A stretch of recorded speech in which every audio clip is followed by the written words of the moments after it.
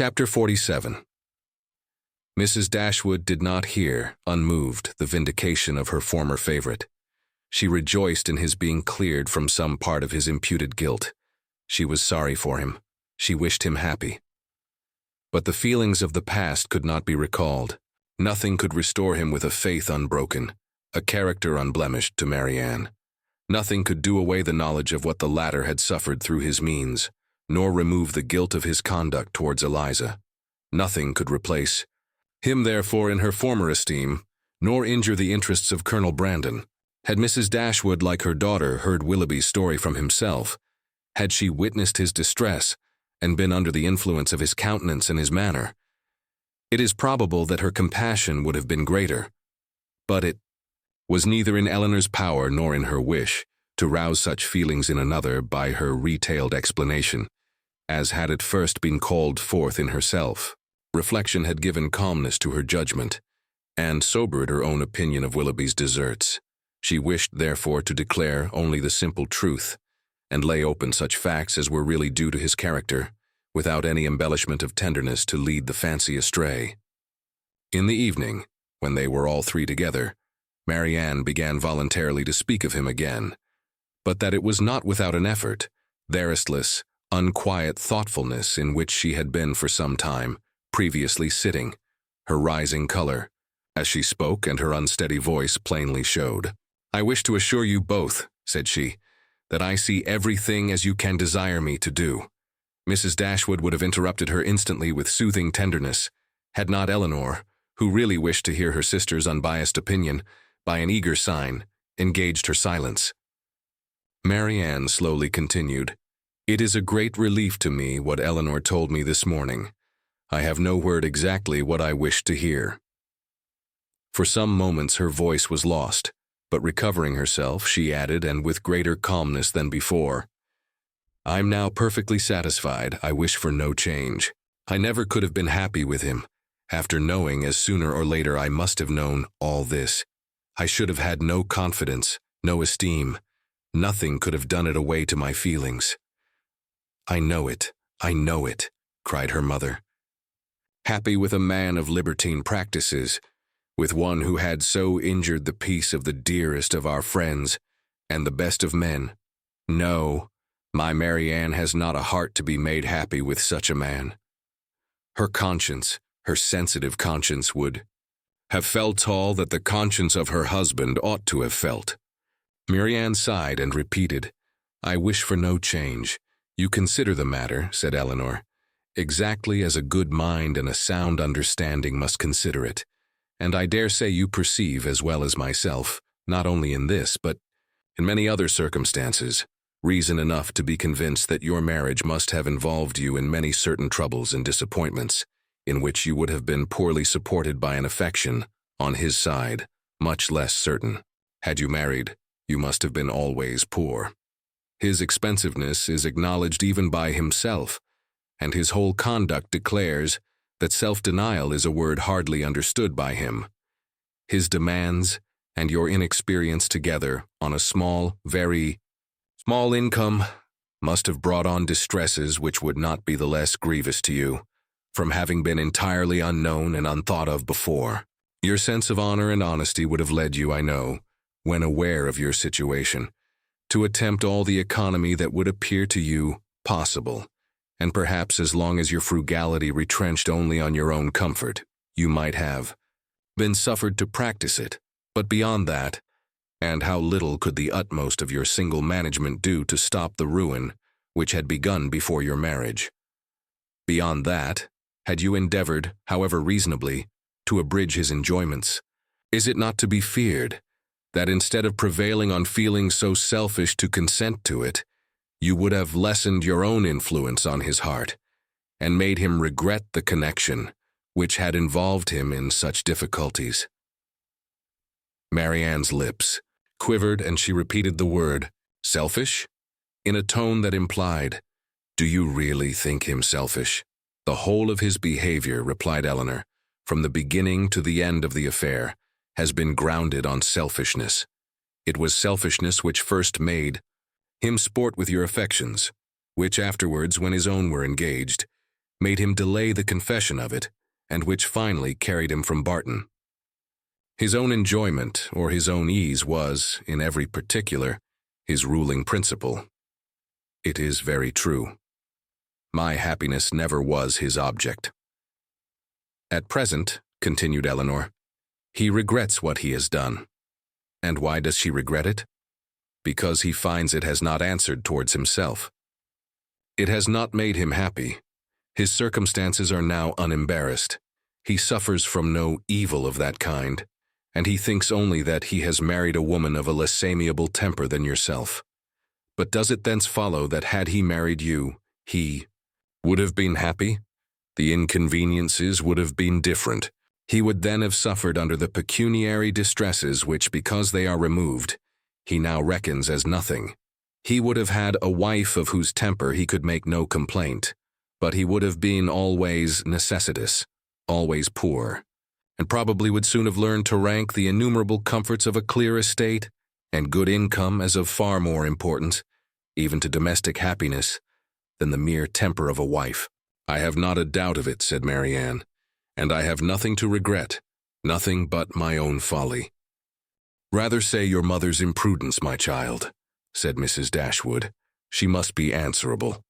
Marianne would not let her proceed, and Eleanor, satisfied that each felt their own error, wished to avoid any survey of the past that might weaken her sister's spirits. She, therefore, pursuing the first subject, immediately continued.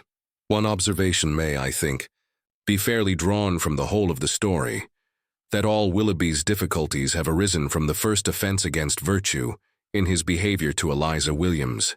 That crime has been the origin of every lesser one, and of all his present discontents. Marianne assented most feelingly to the remark, and her mother was led by it to an enumeration of Colonel Brandon's injuries and merits, warm as friendship and design could unitedly dictate. Her daughter did not look, however, as if much of it were heard by her. Eleanor, according to her expectation, saw on the 2 or 3 following days that Marianne did not continue to gain strength as she had done, but while her resolution was unsubdued, and she still tried to appear cheerful and easy, her sister could safely trust to the effect of time upon her health.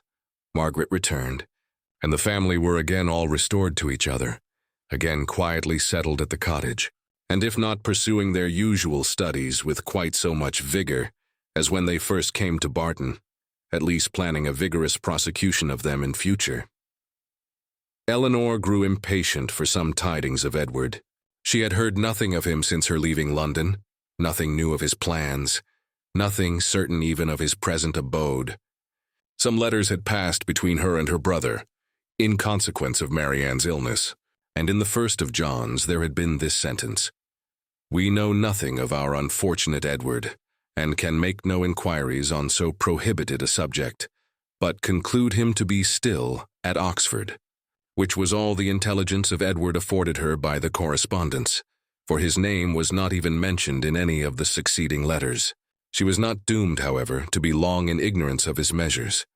Their manservant had been sent one morning to Exeter on business, and when, as he waited at table, he had satisfied the inquiries of his mistress as to the event of his errand, this was his voluntary communication: "I suppose you know, ma'am, that Mr. Ferrars is married." Marianne gave a violent start, fixed her eyes upon Eleanor, saw her turning pale, and fell back in her chair in hysterics. Mrs. Dashwood, whose eyes, as she answered the servant's inquiry, had intuitively taken the same direction, was shocked to perceive by Eleanor's countenance how much she really suffered, and in a moment afterwards, alike distressed by Marianne's situation, knew not on which child to bestow her principal attention. The servant, who saw only that Miss Marianne was taken ill, had sense enough to call one of the maids, who, with Mrs. Dashwood's assistance, supported her into the other room. By that time Marianne was rather better, and her mother, leaving her to the care of Margaret and the maid, returned to Eleanor, who, though still much disordered, had so far recovered the use of her reason and voice as to be just beginning an inquiry of Thomas as to the source of his intelligence. Mrs. Dashwood immediately took all that trouble on herself, and Eleanor had the benefit of the information without the exertion of seeking it. "Who told you that Mr. Ferrars was married, Thomas?" "I see Mr. Ferrars myself, ma'am, this morning in Exeter, and his lady too, Miss Steele as was. They was stopping in a chaise at the door of the New London Inn, as I went there with a message from Sally at the park to her brother, who is one of the postboys. I happened to look up as I went by at the chaise, and so I see directly it was the youngest Miss Steele. So I took off my hat, and she knew me and called to me, and inquired after you, ma'am, and the young ladies, especially Miss Marianne, and bid me I should give her compliments and Mr. Ferrars's, their best compliments and service, and how sorry they was. They had not time to come on and see you, but they was in a great hurry to go forwards, for they was going further down for a little while, but howsever when they come back, they'd make sure to come and see you. But did she tell you she was married, Thomas?" "Yes, ma'am. She smiled and said how she had changed her name since she was in these parts. She was always a very affable and free-spoken young lady, and very civil behaved. So I made free to wish her joy." "Was Mr. Ferrars in the carriage with her?" "Yes, ma'am. I just see him leaning back in it, but he did not look up. He never was a gentleman much for talking." Eleanor's heart could easily account for his not putting himself forward, and Mrs. Dashwood probably found the same explanation. "Was there no one else in the carriage?" "No, ma'am, only they two." "Do you know where they came from?" "They come straight from town, as Miss Lucy, Mrs. Ferrars, told me." "And are going farther westward?" "Yes, ma'am, but not to bide long. They will soon be back again, and then they'd be sure and call here." Mrs. Dashwood now looked at her daughter. But Eleanor knew better than to expect them. She recognized the whole of Lucy in the message, and was very confident that Edward would never come near them. She observed in a low voice to her mother that they were probably going down to Mr. Pratt's near Plymouth. Thomas's intelligence seemed over. Eleanor looked as if she wished to hear more. "Did you see them off before you came away?" "No, ma'am. The horses was just coming out, but I could not bide any longer. I was afraid of being late." "Did Mrs. Ferrars look well?" "Yes, ma'am, she said how she was very well. And to my mind she was always a very handsome young lady, and she seemed vastly contented." Mrs. Dashwood could think of no other question, and Thomas and the tablecloth, now alike needless, were soon afterwards dismissed. Marianne had already sent to say that she should eat nothing more. Mrs. Dashwood's and Eleanor's appetites were equally lost, and Margaret might think herself very well off that, with so much uneasiness as both her sisters had lately experienced, so much reason as they had often had to be careless of their meals. She had never been obliged to go without her dinner before. When the dessert and the wine were arranged, and Mrs. Dashwood and Eleanor were left by themselves, they remained long together in a similarity of thoughtfulness and silence. Mrs. Dashwood feared to hazard any remark, and ventured not to offer consolation. She now found that she had erred in relying on Eleanor's representation of herself, and justly concluded that everything had been expressly softened at the time, to spare her from an increase of unhappiness, suffering as she then had suffered for Marianne. She found that she had been misled by the careful, the considerate attention of her daughter, to think the attachment, which once she had so well understood, much slighter in reality than she had been wont to believe, or than it was now proved to be. She feared that under this persuasion she had been unjust, inattentive, nay, almost unkind to her Eleanor, that Marianne's affliction, because more acknowledged, more immediately before her, had too much engrossed her tenderness, and led her away to forget that in Eleanor she might have a daughter suffering almost as much, certainly with less self-provocation and greater fortitude.